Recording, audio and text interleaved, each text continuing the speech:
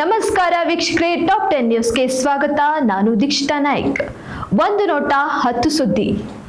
ಭಾರತದ ಟಾಪ್ 10 ಮೌಲ್ಯಯುತ ಸಂಸ್ಥೆಗಳ ಪಟ್ಟಿಯಿಂದ ಹೊರಬಿದ್ದ ಇನ್ಫೋಸಿಸ್ 2 ಲಕ್ಷ ಕೋಟಿ ರೂಪಾಯಿ ಮೌಲ್ಯ ನಷ್ಟ. ಇತ್ತೀಚೆಗಷ್ಟೇ Q4 ವಾರ್ಷಿಕ ವರದಿ ಪ್ರಕಟಿಸಿದ್ದ ಇನ್ಫೋಸಿಸ್ 20.8ರಷ್ಟು ಲಾಭ ಗಳಿಕೆ. ವಿರಾಟ್ ವೆಂಕಿ ಅರ್ಧಶತಕ.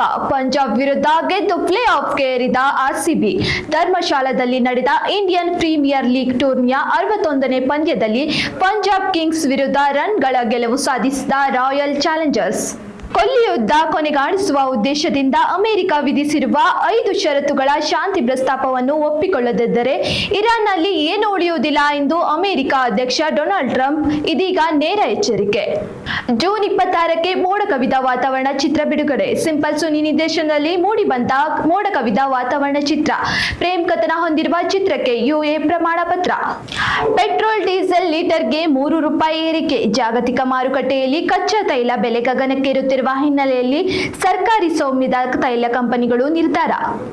ಭಾರತೀಯ ರೈಲ್ವೆಯಲ್ಲಿ ಖಾಲಿ ಇರುವ 11,127 ಹುದ್ದೆಗಳ ಭರ್ತಿಗೆ ಅರ್ಜಿ ಆಹ್ವಾನ. ಭಾರತೀಯ ರೈಲ್ವೆ ಇಲಾಖೆಯಲ್ಲಿ ಸಹಾಯಕ ಲೋಕೋ ಪೈಲಟ್ ಹುದ್ದೆಗಳ ನೇಮಕಾತಿಗಾಗಿ ಆನ್ಲೈನ್ ನೋಂದಣಿ ಪ್ರಕ್ರಿಯೆ ಪ್ರಾರಂಭ. ಉತ್ತರ ಕನ್ನಡ ಜಿಲ್ಲೆಯಲ್ಲಿ ಮೇ 18ರವರೆಗೆ ಭಾರೀ ಗಾಳಿ ಮಿಂಚು ಸಹಿತ ಮಳೆಯಾಗುವ ಸಾಧ್ಯತೆ ಇದೆ ಎಂದು ಹವಾಮಾನ ಇಲಾಖೆ ಮುನ್ಸೂಚನೆ. ಮೀನುಗಾರರು ಮತ್ತು ಸಾರ್ವಜನಿಕರು ಸಮುದ್ರಕ್ಕೆ ಇಳಿಯದಂತೆ ಎಚ್ಚರಿಕೆ.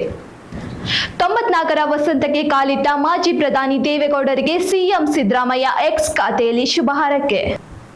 ಕ್ಯಾನ್ಸರ್ ಚಿಕಿತ್ಸೆಯಲ್ಲಿ ಹೊಸ ಕ್ರಾಂತಿ. ಕೇವಲ 7 ನಿಮಿಷ ಚಿಕಿತ್ಸೆಯ ಇಂಜೆಕ್ಷನ್ ಭಾರತದಲ್ಲಿ ಬಿಡುಗಡೆ.